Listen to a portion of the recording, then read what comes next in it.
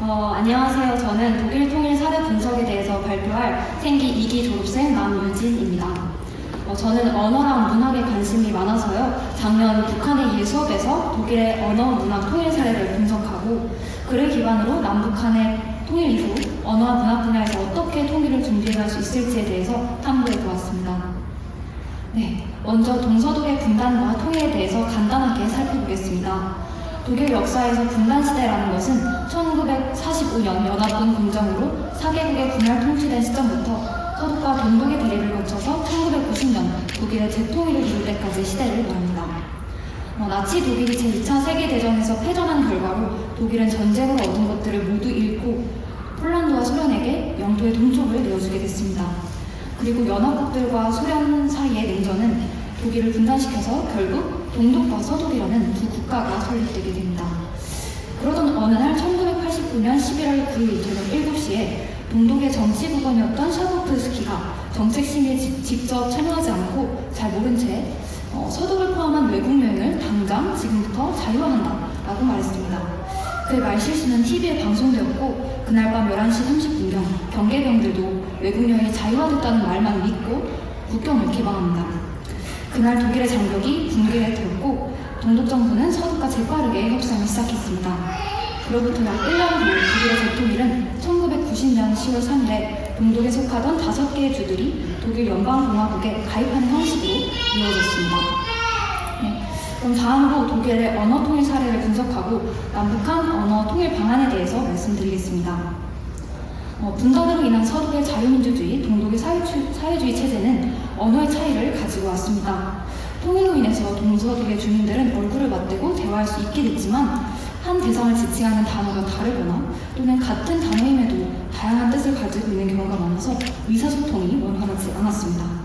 예컨대 사회주의 체제를 표방한 동독은 주어로 우리나 사람을 주로 썼지만 자유민주주의 체제를 표방했던 서독은 주어로 나를 많이 썼습니다. 그런데 이러한 언어의 장벽 문제를 해결하는 노력의 대부분은 동독 주민들의 몫이었습니다.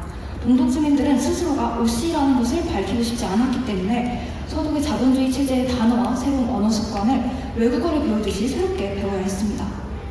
이로 인해서 길지 않은 시간 동안 수많은 동독 말들이 사라지게 됐고요. 베를린 장벽의 무너짐은 동독의 정치 시스템뿐만이 아니라 동독의 생활관습, 예절, 또 동독의 그런 언어들마저도 무너뜨린 것입니다. 동독 정부가 소유했던 공장은 크록스 아이게너 배터리, 줄여서 파울베라고 불렸습니다.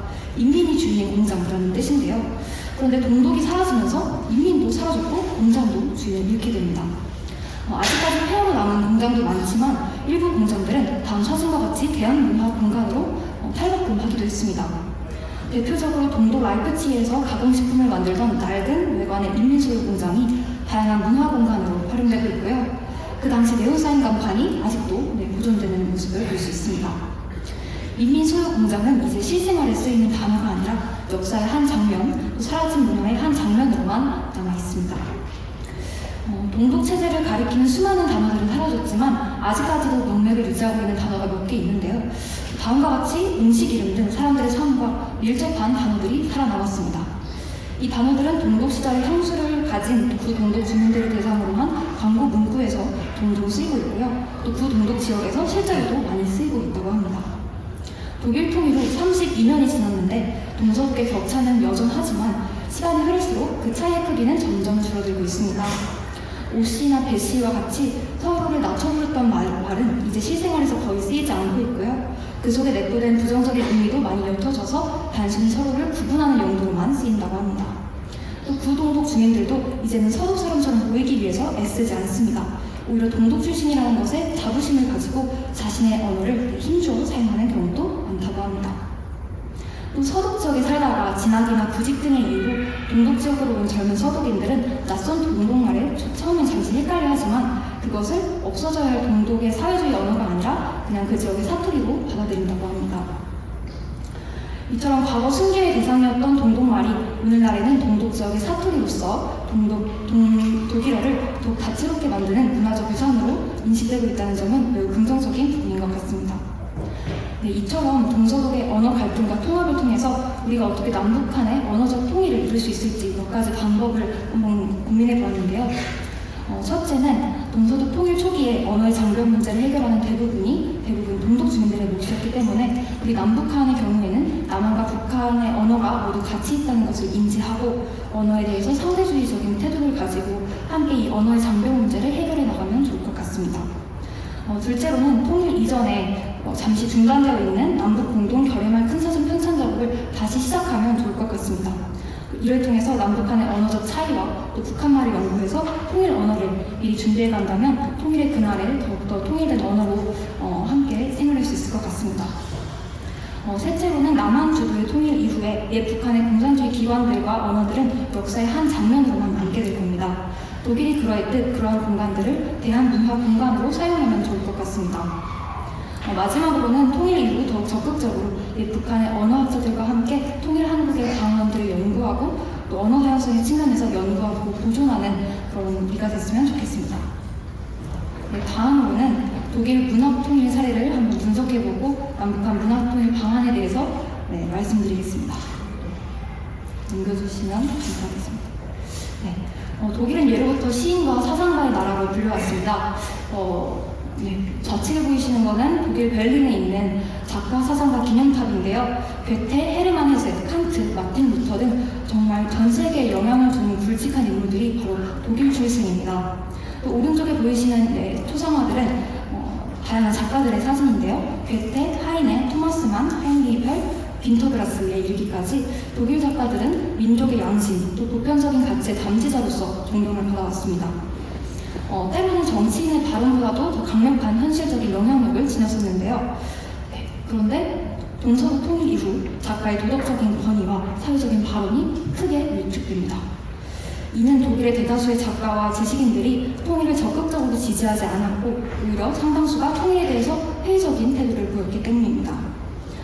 서독 작가들은 나치 과거라는 독일의 특수한 역사적 부채를 그 이유로 들거나 혹은 민족보다 헌법을 우위에 두는 헌법 애국주의 입장에서 민족 개념에 기초한 통일을 반대했습니다.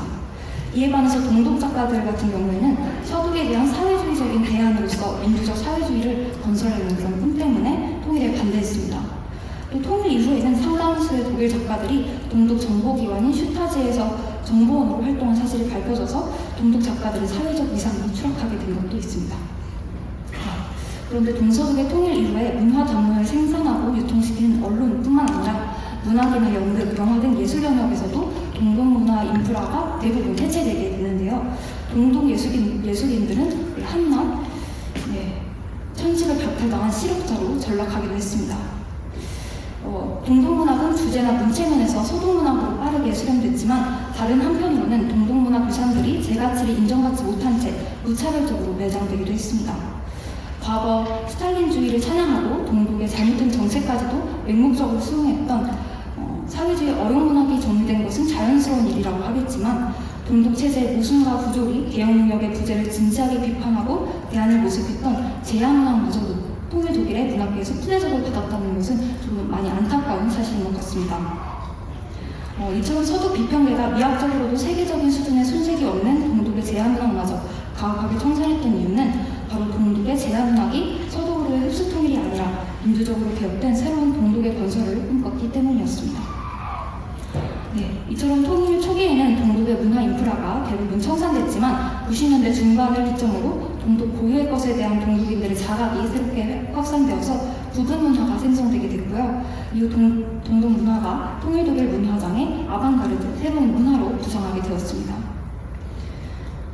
이처럼 이런 시기에는 동독의 문학 역시도 통일 독일 문화장에서 당당하게 살아남을 수 있었는데요. 동독 출신 제3세대 신예 작가들이 부상하면서 정체의 늪에 빠져 있었던 독일 문단에 새 바람을 불어넣게 됐고 어느새 통일 독일 문단을 떠받치는 든든한 허리세대로 성장했습니다. 한편 서독 작가와 또 동독 작가의 작품이 주제나 문체면에서 또 형식면에서 놀라운 유사성을 보였는데요. 이는 동서독 문학이 통일 이전부터 일정한 동일성을 지니고 있었음을 반증합니다. 동서독 문학이 이미 분단 시대에도 상당 정도 상호 접근해 있었다는 사실은 남북한 문학과 비교할 때 매우 색다른 점입니다. 이처럼 동서독 문학 갈등과 통합으로 본 남북한 문학 통일 시사점 및 방안은 다음과 같습니다. 첫째, 통일 이전에 남북한의 지식인들과 작가들은 한민족이 하나의 민족임을 기억하고 통일 한국에 우호적인 태도를 갖춰야 할 것입니다. 둘째로 통일 이전에 남한은 북한 문학에 대한 연구를 선행해서 문학 통일을 준비해야 합니다. 셋째로 남한 주도의 통일이 이루어진 후에 옛 북한 출신 작가들의 문학 중에서 북한의 독재체제를 선전하는 작품들을 제외하고 문학성이 뛰어난 작품에 대해서는 연구하고 또 보존하는 그런 노력이 필요하다고 생각합니다.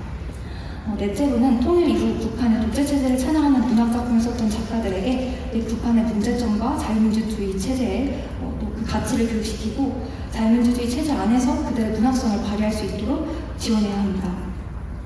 다섯째로는 통일 이후 남북한이 공유하는 고전문학 등을 대상으로 공동 연구를 진행하고 남북한 작가들이 공동으로 문학작품을 창작할 수 있도록 지원할 수 있을 것 같습니다. 마지막으로는 통일 이후에 옛 북한 지역의 문화유산들을 발굴하고 보존함으로써 옛 북한 지역에서 출생하고 또 활동한 작가들의 문학관을 건립하면 좋을 것 같습니다. 또 통일한국 문학제도를 제작하고 배포해서 남북한의 문학 통일과 문학적 감수성 제고에도 이바지할 수 있을 것이라고 기대합니다. 네, 끝으로는 제가 지금 다니고 있는 한동대학교의 한국문학 수업에서 받았던 인사이트를 나누면서 문학의 관점에서 본 통일의 필요성에 대해서 잠시 말씀드리고자 합니다. 남한과 북한의 분단은 미국과 소련의 이념 대립이라는 외부적인 요인뿐만 아니라 남한과 북한에 발생한 내면의 증오에 기인한 것이라고도 볼 수 있습니다.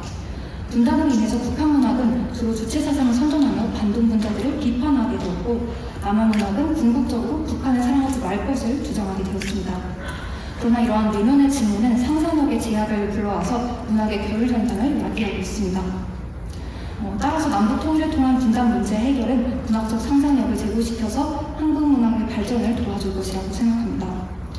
한 민족으로서 한국어를 사용하는 남한과 북한의 청년들이 문학을 통해서 함께 소통할 수 있는 날이 오기를 소망합니다. 감사합니다.